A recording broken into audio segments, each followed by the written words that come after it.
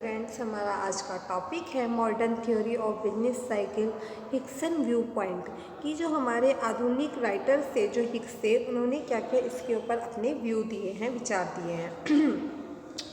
Hicks put forward a complete theory of business cycle based on the interaction between the multiplier and accumulator by choosing certain values of marginal prosperity to consume C and capital output ratio, which he think are representative of the real world situation. Hicks ने क्या करा है, गुणक दिया है सी और पूंजी अनुपात, जो पूंजी उत्पादन अनुपात के कुछ मूल्यों को चुनकर गुणक और त्वरक के बीच बातचीत के आधार पर व्यापार चक्रों का एक पूरा सिद्धांत जो है सामने रखा है। उन्हें लगता है कि वास्तविक दुनिया की स्थिति इसकी क्या है, प्रतिनिधि होती है। 1950 में एक जो हमारे हिक्स थे, उन्होंने अपनी एक पुस्तक a contribution to the theory of trade cycle पेश की है। व्यापार चक्र के सिद्धांत के बारे में उन्होंने इसमें स्पष्ट व्याख्या की है।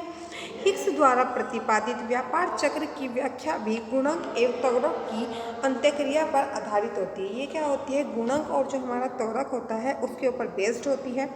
किंतु हिक्स एक विकासशील अर्थव्यवस्था अर्थात ऐसी अर्थव्यवस्था जिसमें राष्ट्रीय आय में बढ़ती हुई प्रवृत्ति पाई जाती है। ये क्या कहते हैं, जो हमारी नेशनल इनकम होती है उसमें क्या होती है, एक बढ़ती हुई क्या होती है, प्रवृत्ति पाई जाती है। इसमें बहुत सारे इन्होंने क्या बताया है, इसमें बहुत सारे जो फैक्टर्स होते हैं वो इन चक्रों को जो होते हैं, व्यापार चक्र को प्रभावित करते हैं, उसके ऊपर अपना इफेक्ट डालते हैं। इन्होंने बताया भी है कि इन अवस्थाओं में मोड़ बिंदु तथा उच्चतम सीमाओं, सेलिंग एवं न्यूनतम सीमाएं, फ्लोर की व्याख्या करता है। ये क्या होता है, कुछ जो फैक्टर्स होते हैं उन सब की क्या करता है, व्याख्या करता है, उन सबको एक्सप्लेन करता है।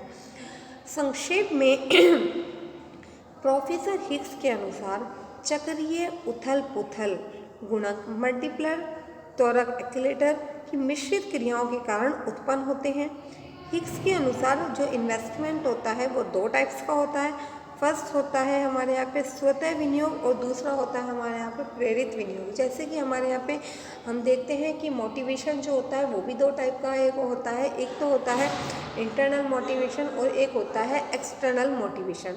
इंटरनल मोटिवेशन को आप लोग जानते हैं कि क्या होता है। इंटरनल मोटिवेशन वो मोटिवेशन होता है जिसमें क्या होता है, व्यक्ति स्वयं से प्रेरित होता है, अपने अंदर उसके अंदर क्या होता है, किसी कार्य को करने की इच्छा होती है, कुछ उसमें पाने की लगन होती है, उसके अकॉर्डिंग वो काम करता है। और एक्सटर्नल मोटिवेशन क्या होता है, मान लिया कई बार क्या होता है, वो किसी को देख के मोटिवेट होता है कि हाँ ये व्यक्ति बहुत अच्छा काम कर रहा है, इतनी सक्सेस गेन कर ली है, मुझे भी इसी की तरह मेहनत करनी है। तो हिक्स ने भी ऐसे ही बताया है कि इन्वेस्टमेंट भी हमारे यहाँ पे क्या होता है, दो टाइप्स के होते हैं। एक होता है स्वतः विनियोग और दूसरा होता है प्रेरित विनियोग। स्वतः विनियोग और प्रेरित विनियोग में कुछ डिफरेंस है। स्वतः विनियोग एक निश्चित दर पर बढ़ता रहता है। जो हमारा क्या होता है, स्वतः विनियोग होता है उसकी एक निश्चित परसेंटेज होती है जिसके अकॉर्डिंग क्या होता है, वह बढ़ता रहता है, जिससे अर्थव्यवस्था प्रगतिशील संतुलन की स्थिति में रहती है। जो हमारी इकोनॉमी होती है वह क्या होती है, एक संतुलन, एक बैलेंस की स्थिति में रहती है और वह क्या करती है, प्रोग्रेस करती रहती है। आप लोगों को पता है कि हमारे लिए जो हमारी इनकम होती है हम उसमें से कुछ पार्ट एक्सपेंस कर देते हैं और उसमें से हमारा जो कुछ पार्ट बचता है उसको हम क्या कहते हैं, कहीं पर इन्वेस्ट करने की कोशिश करते हैं उसको, ठीक है। क्योंकि इन्वेस्टमेंट भी क्या होता है, आप लोग देखते हो जो हमारी गवर्नमेंट होती है, गवर्नमेंट की हमारी जो इनकम होती है बहुत सारी तो हमारी टैक्स इनकम होती है, पर गवर्नमेंट की जो बहुत सारी इनकम होती है वो क्या होती है, इन्वेस्ट करके भी होता है। जैसे कि आपने सुना होगा एफडीआई जो होता है, एफडीआई क्या होता है कि फॉरेन डायरेक्ट इन्वेस्टमेंट होता है कि लोग क्या होते हैं, अपना जो कुछ पैसा है, जो कुछ धन है, उसको वो क्या करते हैं, कहीं पे इन्वेस्ट कर देते हैं, तो उसको हम क्या कहते हैं, एफडीआई का नाम दे के चलते हैं। तो इस टाइप से इन्होंने बहुत कुछ बताया है। फिर हिक्स जो आगे बात करते हैं, इन्होंने क्या बताया है कि संक्षेप में प्रोफेसर हिक्स के अनुसार चक्रीय उथल पुथल गुणक, त्वरक और मिश्रित क्रियाओं के कारण उत्पन्न होते हैं। स्वतः विनियोग एक निश्चित दर पर बढ़ता है जिससे अर्थव्यवस्था प्रगतिशील संतुलन की स्थिति में होता है। यह क्या होता है, जो हमने कहीं पर इन्वेस्ट कर दिया उस इन्वेस्टमेंट पे एक निश्चित दर से क्या होगा, हमें इंटरेस्ट मिलना स्टार्ट हो जाता है। यदि इसके संतुलन के पथ में कोई रुकावट न हो, यदि क्या हो, इसका जो संतुलन का पथ होता है उसमें कोई रुकावट ना हो तो ये ऐसे ही चलता रहता है। दूसरी ओर प्रेरित विनियोग वह विनियोग है जो उत्पादन की मात्रा में परिवर्तनों के द्वारा प्रेरित होता है।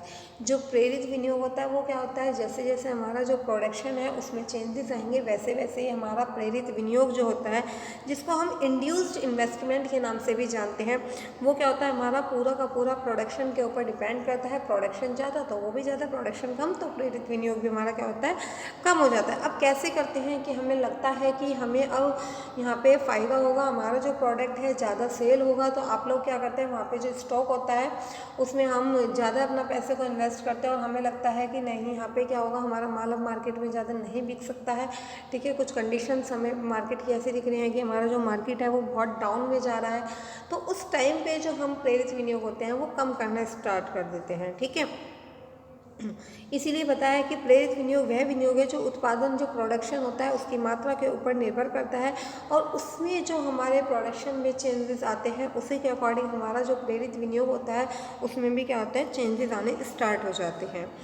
उत्पादन की मात्रा में वृद्धि के फलस्वरूप इस प्रकार के विनियोगों को जो प्रोत्साहन मिलता है, जब हमारे क्या होता है, जो हमारा प्रोडक्शन होता है और प्रोडक्शन में हमारे क्या होती है, वृद्धि होने स्टार्ट हो जाती है, हमारा प्रोडक्शन अब बढ़ना स्टार्ट हो गया, तो जब हमारा प्रोडक्शन बढ़ना स्टार्ट हो जाता है उसके बाद उसमें जो वृद्धि हो जाती है उसके फलस्वरूप इस प्रकार के विनियोगों को जो प्रोत्साहन मिलता है वह इस वास्तव में क्या होता है, त्वरक का सिद्धांत होता है।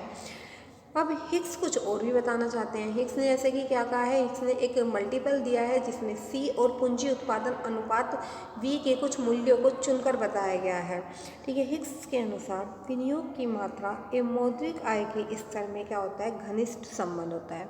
हिग्स क्या कहते हैं, जो हमारा क्या होता है, इन्वेस्टमेंट होता है जो, और जो हमारा क्या होता है, मौद्रिक आय होती है, उन दोनों के बीच जो रिलेशन होता है वो डायरेक्ट या एक घनिष्ठ रिलेशन होता है और वास्तव में विनियोग की मात्रा मौद्रिक आय पर निर्भर करती है। आप लोग एक बात बताओ, आप लोग इन्वेस्टमेंट जो होता है हमारी इनकम के ऊपर ही तो डिपेंड करेगा। यदि किसी व्यक्ति की इनकम ज़्यादा होगी तो डेफिनेटली सी बात है कि वह ज़्यादा इन्वेस्ट करेगा, और किसी व्यक्ति की इनकम कम होगी तो वो क्या करेगा, कम इन्वेस्ट करेगा।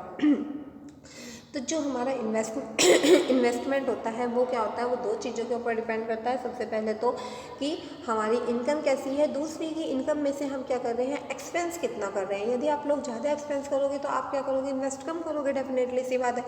यदि आप क्या करोगे, एक प्लानिंग बना के, एक बजट बना के इन्वेस्ट करोगे तो आप क्या कर पाओगे, आप ज़्यादा इन्वेस्ट कर पाओगे। तो ये सारी चीज़ें क्या होती हैं, हमारी डिपेंड करती हैं किसके ऊपर, हमारी जो मॉनेटरी इनकम होती है उसके ऊपर ये सब चीज़ें हमारी डिपेंड करती हैं। पुनः स्वतः विनियोग की मात्रा के अनुसार मौद्रिक आय का एक निश्चित स्तर होता है। अब देखो हमारी जो मॉनेटरी जो इनकम होती है उसका क्या होता है, एक निश्चित स्तर होता है, एक लेवल बताया गया है कि इस स्तर तक हमारी ये इनकम होनी चाहिए, और यही क्या होता है, हमारे विनियोग को भी हमारे डिफाइन करता है, हमारे विनियोग को भी यह बताता है।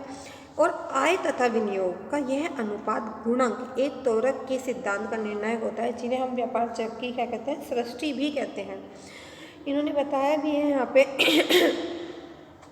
कि हमारे यहाँ पे जो ये गुणक और त्वरक की जो परस्पर क्रिया द्वारा व्यापारिक गुणक होगा, और जो हमारा क्या होता है, त्वरक होता है, इनमें जब आपस में क्या होती है, क्रियाएं होती हैं, एक्टिविटीज़ होती हैं, इनके बाद जो हमारे व्यापार चक्र क्या होता है, कुछ घटते हैं, कुछ बढ़ते हैं, कुछ इसमें अवस्थाएं आने लगती हैं। ठीक है, कुछ इसमें मोड आने स्टार्ट हो जाते हैं, कुछ बिंदु आते हैं जिन्हें हम क्या कहते हैं, सेलिंग के नाम से या फ्लावर के नाम से भी जानते हैं। या तो ये हाई स्तर पे जाने लगते हैं या ये हमारे क्या होता है, निम्न स्तर पे जाने लगते हैं। जैसे कि आप ट्रेड साइकिल देखते हो तो जब भी आप किसी बिजनेस को स्टार्ट करते हो तो उस बिजनेस में आप क्या करते हो, 4 टाइप के स्टेजेस देखते हो। क्या होता है कि उसमें या तो प्रॉस्पेरिटी बूम होता है, आप लोग देखते हैं, उसमें रेसेशन होता है, उसमें डिप्रेशन होता है, उसमें रिकवरी होती है। तो ये सारी चीज़ें ही हमें क्या होता है, हिग्स ने भी कहा है कि किसी भी व्यापार चक्र की क्या होती है, कुछ अवस्थाएं होती है जो इसमें क्या होता है, निम्न स्तर भी आता है, और जिसमें क्या होता है, हमारा जो होता है हाई स्तर या उच्चतम सीमा भी आती है। तो आज हिग्स के बारे में इतना ही रखते हैं। कल हम जो है हिग्स के बारे में पढ़ेंगे कि इन्होंने अपनी कोई डिफरेंट फेजेस बताई हैं, उसके बाद ये चैप्टर कंप्लीट।